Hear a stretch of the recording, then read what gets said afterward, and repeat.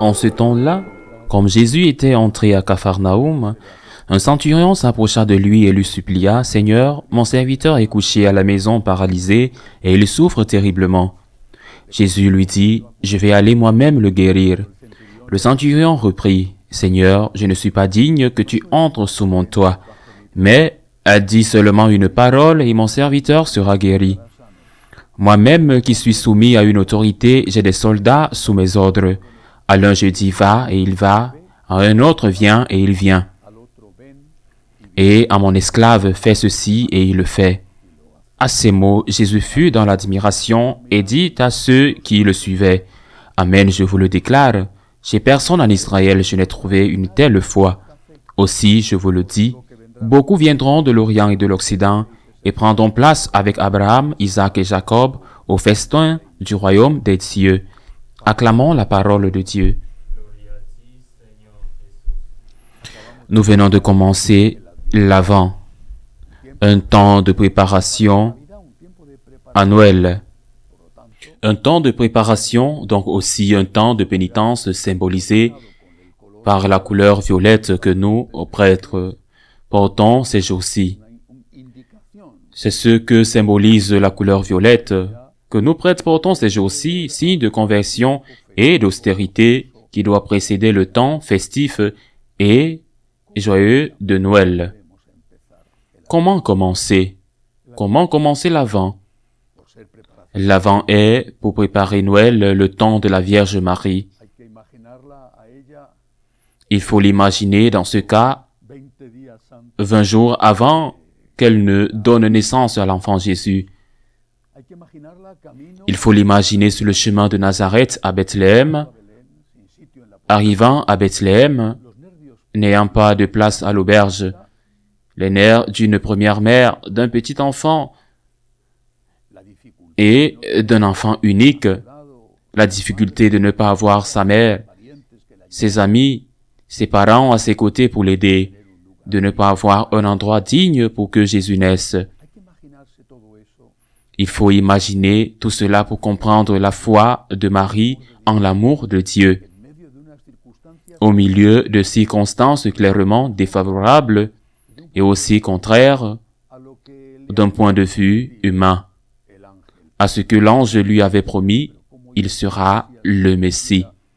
Mais comment le Messie pouvait-il naître dans ces conditions? Et pourtant, elle a cru et elle a entendu. Qu'est-ce que cela signifie? Un mot, humilité. Humilité.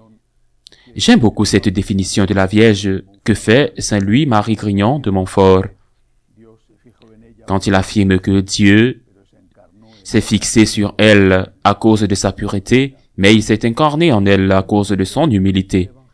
L'humilité, c'est ce que nous dit l'Évangile aujourd'hui lorsqu'il raconte l'histoire de la guérison du serviteur du centurion de Capharnaüm.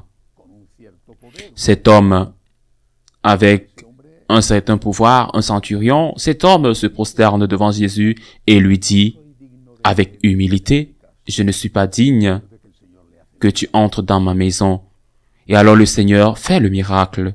« Je ne suis pas digne, Seigneur, je ne suis pas digne de recevoir la communion. C'est un don immense que je ne mérite pas. Je ne suis pas digne, Seigneur, que tu m'aimes comme tu m'aimes. Qui suis-je pour que tu m'aimes? Tu as fait de moi ta créature, ton fils. Tu as donné ta vie pour moi. Et tout cela, Seigneur, je ne le mérite pas.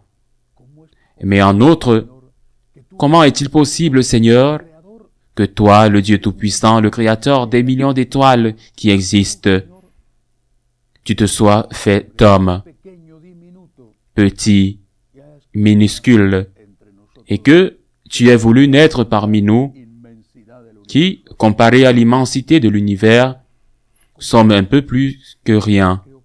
Comment est-ce possible? Je crois que c'est avec cette attitude que nous devons commencer à nous préparer à Noël. L'humilité de reconnaître, d'accepter en nous-mêmes et de dire à Jésus, « Je ne suis pas digne, je ne suis pas digne. » Comme ton amour est grand, Seigneur, Je ne suis pas digne. Comment est-ce possible que tu sois né dans la grotte de Bethléem, au milieu d'une étable d'animaux puants? Comment est-il possible, Seigneur, que le Tout-Puissant soit devenu si petit? Comment est-il possible que le Tout-Puissant reste dans ce fragment de pain qu'est l'Eucharistie? Comment est-ce possible, Seigneur? Je ne suis pas digne. Je ne suis pas digne. Et pourquoi est-il important de commencer par là? Parce qu'une fois que nous avons fait ce pas de réaliser que nous ne méritons pas l'amour de Dieu, que l'amour de Dieu est infini, alors la chose normale à faire, et je crois que la grande majorité le fait, c'est de tomber à genoux et de rendre grâce. Merci Seigneur, merci pour la Vierge Marie, merci pour l'Eucharistie, merci pour ta parole. Merci Seigneur de t'être fait homme, d'être monté sur la croix, de m'avoir ouvert les portes du ciel par ton pardon, de m'avoir donné la certitude de la vie éternelle par ta résurrection. Merci Seigneur. Je ne suis pas digne de te recevoir dans ma maison, et c'est ton amour qui m'en a rendu digne. Merci Seigneur, c'est la meilleure façon de commencer l'Avent.